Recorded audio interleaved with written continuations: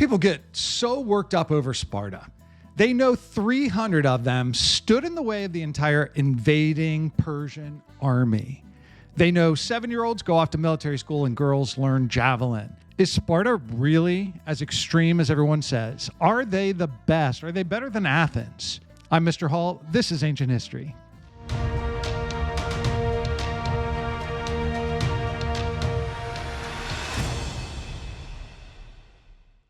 By the end of this lesson, you will see the glory of Sparta, the kleos. You'll compare it to everything you've heard, to Athens, to your own experiences. Like, are you tough enough to be a Spartan? This is lesson number 29 in your ancient history course, and we're stepping into the story of ancient Sparta to ask those big questions and discover how it shaped history and how it still shapes your journey today. So first, let's learn the geography of Sparta. It really matters. Second, those extreme training systems we've heard so much about. Number 3, we will look at the government of Sparta. Strong and seemingly democratic in a way. And fourth, we will compare it to Athens. By the end of this lesson, we'll make you an expert philosopher. You will understand what Sparta is up to, and you will be better equipped how to think about Sparta. Welcome to Classical Kingdoms, where timeless stories reveal truth and wisdom for your journey. And this journey today is to Laconia. We're back in the Peloponnese. We're in a very special valley. It's got a good river, olive trees, natural protection. Sound like a good Bronze Age city-state location? That's what Sparta is. Sparta is also the #1 requested city-state for my 7th graders, because when we studied the Greeks, everybody would have to join a city-state for the games, like the Pan-Hellenic Games. And as kids found out, like through the day, the first class, second class, and then at lunch, everybody's talking about which city-state. They're in Athens, they're in Corinth, they're in Thebes, Delphi, Argos, Bara, and Sparta. Coming back from lunch, kids were running to the room. They're like, Mr. Hall, you have got to put me in Sparta. Now, do you wonder why it's the #1 requested? Why is it the map, the geography? Oh, Mr. Hall, the geography is just so good. I've got to be in Sparta. No, it's because they were fearless warriors. They had incredible discipline. They had a culture that truly embraced agon, struggle. It's very Hellenic, right?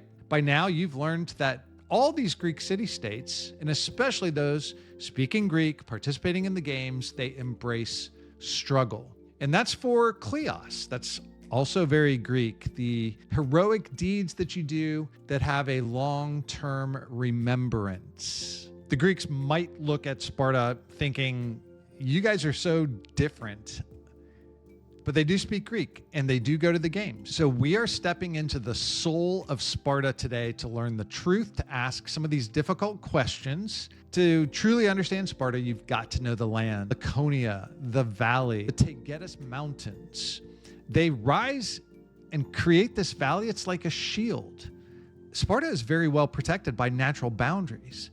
And we don't find archaeological evidence that Sparta built defensive walls. They might have had 5 little hamlets that made this city-state of Sparta and didn't need the protection for one reason, because of the mountains. Through the heart of this valley is the Eurotas River, makes the land nice and fertile, fresh water, olive trees, and a strong agricultural industry.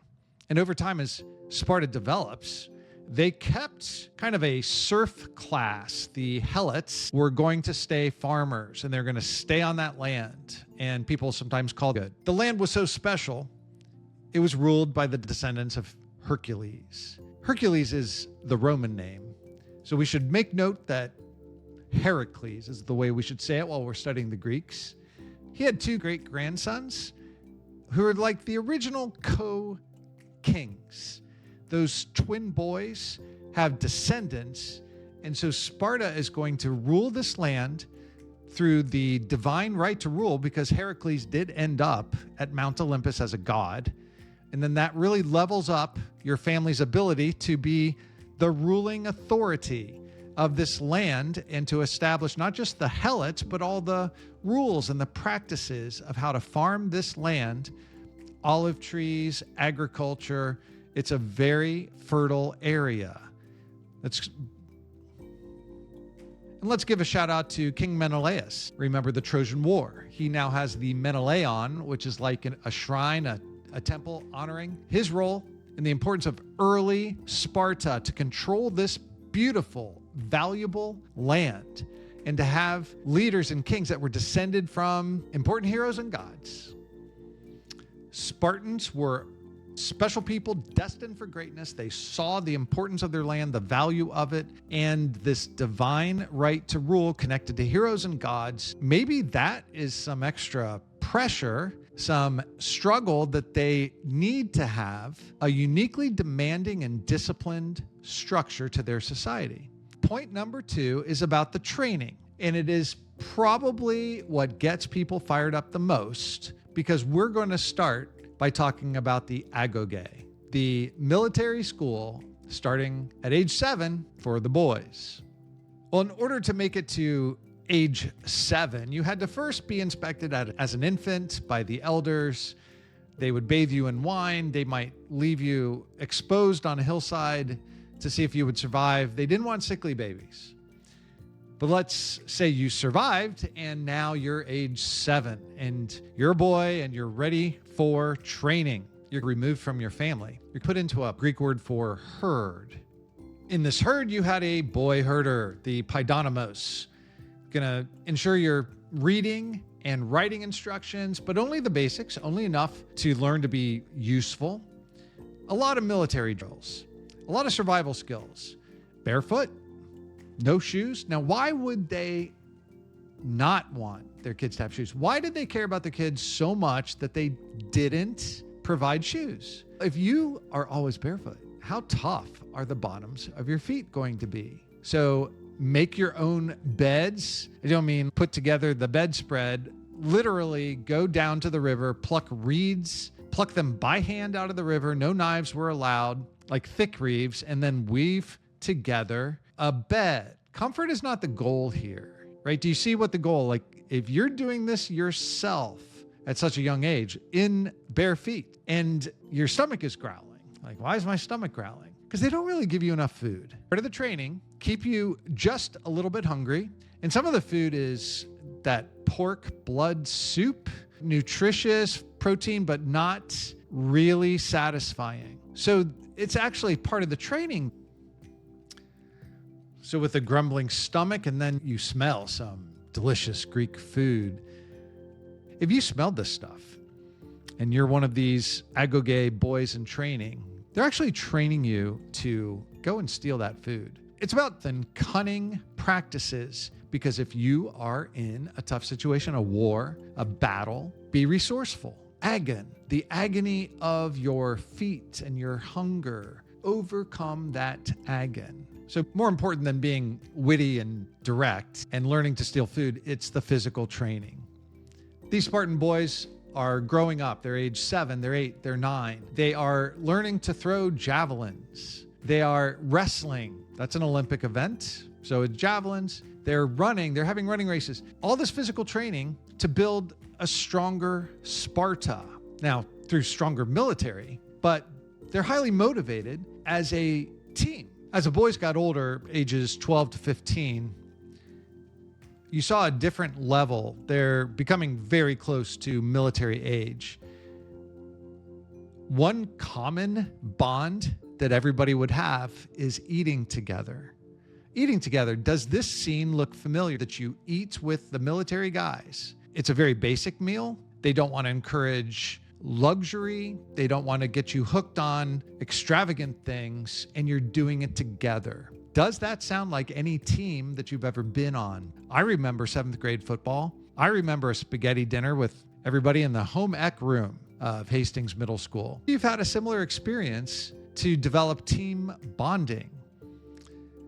So you finally reach age 20. You are still going to get to eat in that mess hall, but you're actually moving out into the army barracks. You've leveled up into full military status. You only have 10 more years before you get to have a wife and settle down and build your family. But the focus is not on the family yet. What is the focus on? What are you thinking right now when it comes to your life as a Spartan? At this point, are you turned off or somewhat excited? Which is it? Make a comment in the chat, because by age 20, age 21, in America, kids are off to college. They're off on their own. They're starting the new journey of their life. But what is the focus? The focus is on Sparta. They're participating in the military as tough as they could possibly be. Everything they've been doing is not about them. It's about Sparta. And now here we are in our 20s, serving in the military, ready to give our life in a dangerous battle. And the girls were taught to speak laconic, witty, direct and to the point. And this is maybe one of the most famous, with it or on it. She's pointing to the shield, the wife, as her husband is about to go off to battle. With it or on it. Do you know what that means? Can you figure it out? She's saying it to the shield, to her husband, pointing to the shield. Come back with your shield, or come back on your shield. If you come back on your shield, you fought courageously and died. If you come back without your shield, do you know how much these shields weigh? 40 or 50 pounds? Do you know how hard it is to run with 40 or 50 pounds? Remember, they have the Olympic event, the game event, where you're carrying 60, 70 pounds with all of your armor. And so if you threw your shield away in battle, you could run quicker. If you became a coward, you didn't fight courageously, you weren't virtuous, throw away your shield. Run, escape, but don't go home to your wife because she told you, with it or on it. Where is Sparta getting all of this? Was it really Hercules and his great grandsons and handing this down generation after generation in the group mess hall, which we still have that today? Where does Sparta come up with all of this? There is one government official who seemingly has mapped out all of what Sparta does, the government, the culture, and that's our next point. Let's find out how Sparta actually works by listening to Lycurgus. Unwritten constitution, the practices that are handed down generation after generation, is the Spartan leader who people look to, defined it all. A legendary symbol of generations of practice and discipline and focus on Sparta. It would have been Bronze Age in the 800s BC, and the stories would get handed down, and the constitution was not written. His leadership, according to Delphi, the Pythia, so he might have had one of those very special moments with the priestesses of Apollo where they said, "You are dear to Zeus." They wondered if he himself was a descendant of the god, because he was receiving a divine blessing, that his laws were so good, that Sparta was so well run, the government was so strong. And they call this set of rules the great Rhetra. It's like a constitution, but it wasn't written down, so he doesn't get credit like Arabi, like Draco, like so many other government leaders. But we know Sparta was tough, strong, and a well-designed government. So let's get into that. First, the government had dual kingship. A shout out to those twin great-grandsons of Hercules from two different families, and kings ruled together. Now, do you have a second favorite kingdom that you can think of? Power. It's very unique. You'll struggle to even come up with one other. But in times of war, one king would run things back home, another king would be out there in battle. But both were committed to what Sparta really means. And whether it's part of government rules or the practices, the Agoge, the military training, the way the children are raised, the expectations for after you turn 20 and 30 and marriage, this all is represented through the king and their divine right to rule as descendants of Hercules. Part of the culture is not luxurious, not seeking wealth. Some people look at their currency, kind of wonder, is this type of currency, iron bars, that's your money? Like iron bars are difficult to deal with.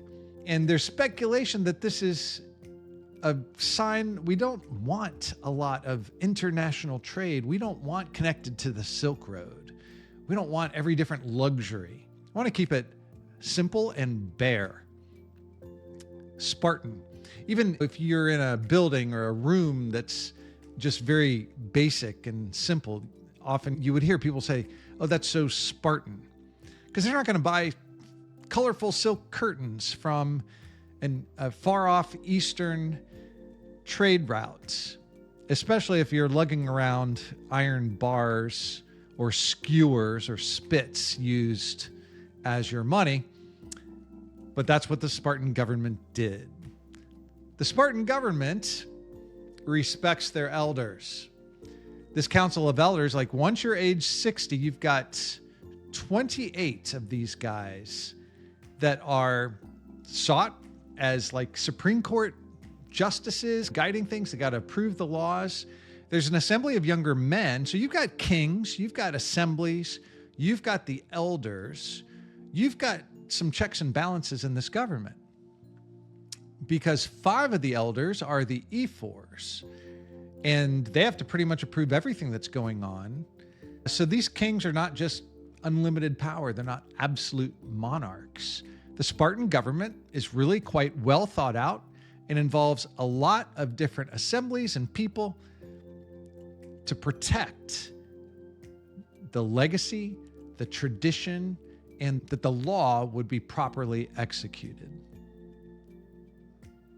They especially look to that Spartan concept that it's so basic, it's not broad, it's not flowing with and flourishing. And that's debatable. And that is the point of this final section. The question for you is, who's better, Sparta or Athens? Who's better? You've got probably both aspects in your life somewhere. A kind of a Spartan side, activities that are more disciplined and tougher. And then Athens wants to represent a different path, a different journey of development. So let's compare the two. Have you put yourself in the shoes of the Spartans? No, wait, they didn't have shoes. You know what I mean. Have you put yourself into the place of the Spartans? All the history, all the strength. And when you see Sparta's role in some of these upcoming battles, you know how good Sparta really is. But put yourself in that position, in that culture. And how would you compare it when you hear that Athens is very different? And you might identify that Athens is really more like a lifestyle of the United States. These two city-states are incredible rivals. Even though they speak Greek and they go to the games, we're going to see times when Athens and Sparta are at odds, significant odds. There'll come a time where everybody, all these other city-states, all the Greeks are going to have to decide if they want to side with Athens or if they want to be a part of the Sparta team. Both places have really strong government practices. We're about to learn more about Athens, and their path develops democracy. When you look at Sparta's government, there's checks and balances, but it's not really democratic. Athens invented a full-on direct democracy. Sparta values discipline, obedience, valor, military valor, austerity, like keeping things big and simple. Athens, totally different. Champion of freedom and expression and the kinds of things that they're developing and inventing and citizen participation. It's a real dynamic cultural life. In the military, Sparta was its army. Every male citizen was a lifelong soldier. That is not the case in Athens. Their citizen army, and they developed a powerful navy, but their society is not focused on that. That was your choice, your duty to serve in times of need. What about the economy? Sparta's economy is agrarian, agriculture, farming, and even their society is structured with those helots that are like serfs. They invited in merchants called periosi. Neither one was actually a Spartan citizen or considered part of the real Sparta society. Athens, not so much on the agrarian. They have olives, of course, olive trees, but that's not a major olive oil producer. They're close to the water. They have a port city of Piraeus. They've got that navy. They like international trade, and they're far more influential with other places, other city-states, colonies, Greek colonies that have a better connection to Athens than Sparta. But that brings up something that was interesting that happened, the Ionian Revolt. We're coming up on the year 500 BC. So Archaic Age is almost over. We're about to have some major events start happening, and they're because of the Ionian Revolt. These are city-states in Turkey, modern-day Turkey. This is Ionian Anatolia. Some city-states that were Greek colonies. They were Greek people, but they were settlements. And they're having problems. They're coming up against the Persians. The mighty Persian Empire is huge, massive, powerful. and they're having problems. The Greeks come over. So some of these Greek colonies come over and talk to Sparta. Why? Because they're tough. Sparta is that strong and that good. A couple of those places like Miletus and Ephesus are having battles and attacks and uprisings that are making the Persians quite mad. So something is brewing, a major problem in the 490s BC, just after the year 500 BC. So what are they asking? What do they want from Sparta? And they didn't go to Athens. They went to the tough city-state. Sparta, hoping that they would get assistance and help, that you want to go fight the Persian and expand. But let's look at the map for a second. When the uprisings in Miletus and Ephesus need the help of the Spartans, are going to have to get on some ships and come over there and fight the Persians. Is that ever going to happen? So you know the answer. What's the rationale?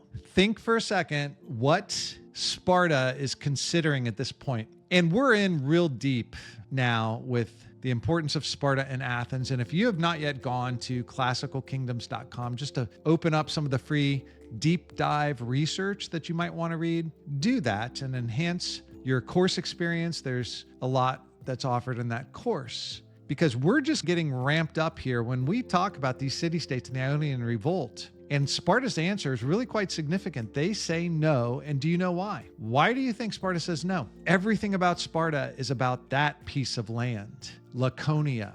We are Sparta. This is Sparta. It's not in Turkey. It's not in Anatolia. The Ionian revolts are not our concern.